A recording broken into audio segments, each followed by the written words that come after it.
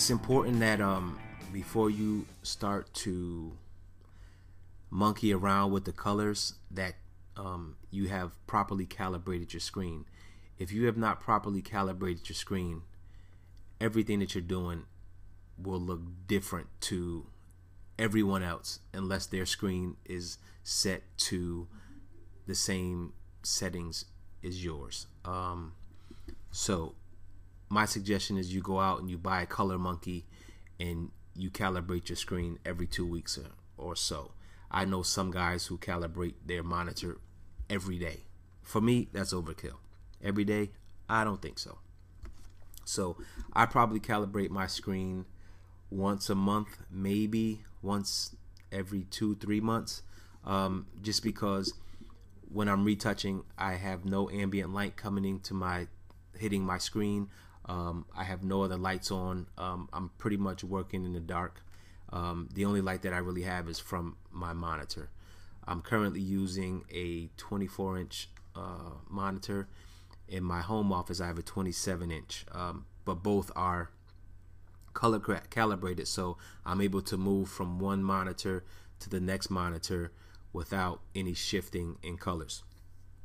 So with that said, one of the first things that I do when I determine what I'm going to retouch on an image is I look at the shape of things. So in this case, I'm looking at the shape of her head, the shape of her ears, the shape of her eyes, nose, chin, lips, shoulders. I also look at the shape of boobs and butts. So if they're a part of the shot, then we have to take into consideration the shape of those things. You also have to keep in mind that when you're changing shapes, you don't want to make changes that are so drastic that your image doesn't look real. Now, normally, I wouldn't be making these type of notes, on the image. I would simply be making them in my head. But for this tutorial, I will go the long way. So with my brush tool, and you can do this too, I have it set to 4, opacity 100.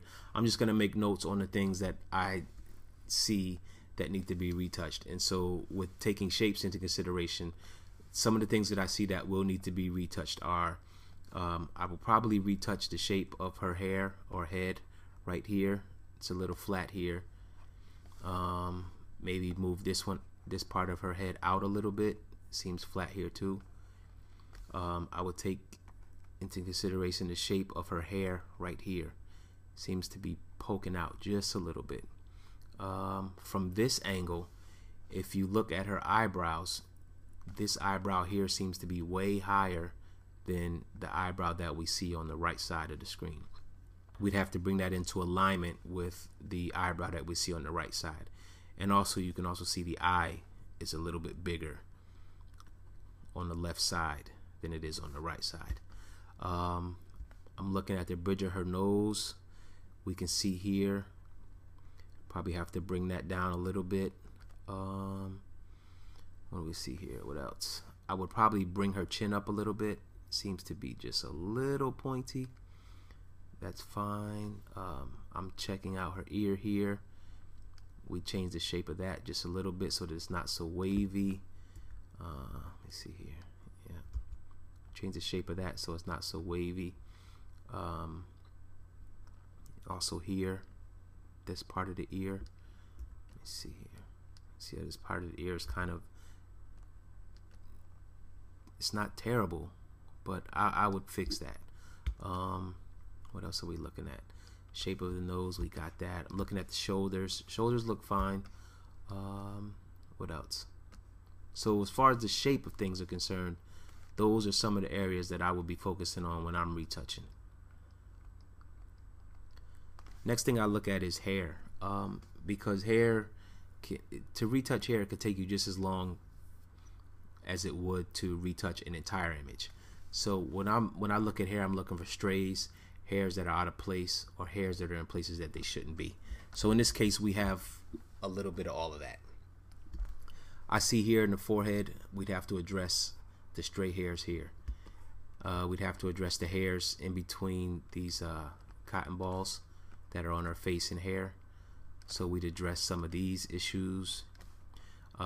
We also have to address sideburns, especially on women. You must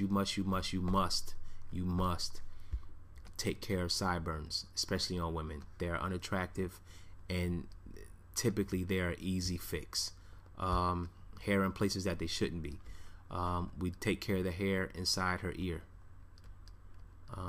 Couple places you should always look for hair: ears and inside the nose.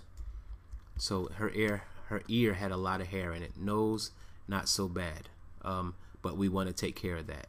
We definitely want to take care of that. Only old men should have hair in their ears and in their nose. You know what I mean? So we'll take care of those two areas.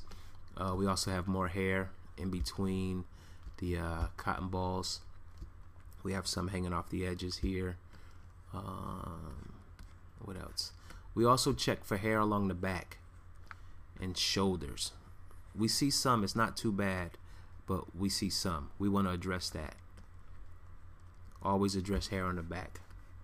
And this hair, if we zoom in here,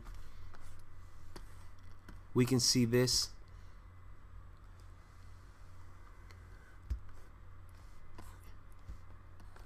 I would address this. Because even though you don't initially see it, once you see it, you're gonna be, all your focus is gonna go right to it.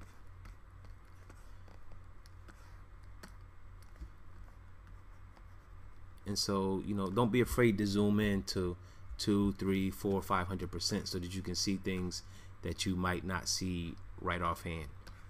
Also, be sure to check inside eyes for, you know, rogue eyelashes, as we can see here.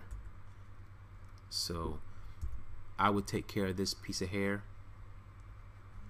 What else here? This side is pretty good. While we're at the eye, let's talk about the eye. It's important that you never make the eye too white. I see a lot of guys retouch eyes and the eyes look like egg. They're too white. Don't make that mistake when retouching.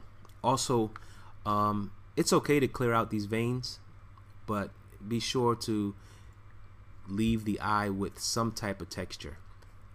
I usually allow catch lights to stay. I don't mind catch light in the eyes because I think catch lights make the eyes look more real. The next thing I look at after hair, after shape of things, then hair, I look at the blemishes in the skin that I'm going to have to fix.